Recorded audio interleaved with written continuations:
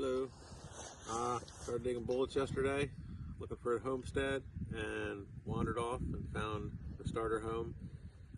Started digging hammered bullets, cavalry bullets, and colonial homestead stuff. And Charlotte just gave me the good luck token back that I gave her when she found her dandy. And I dug something I never thought I'd ever dig before. And here it is coming out of the ground. Oh, there it is. SNY. Snot-nosed Yankee.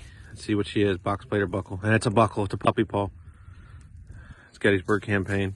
And it's complete. Congrats.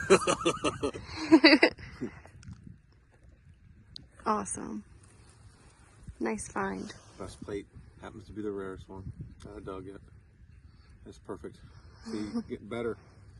That's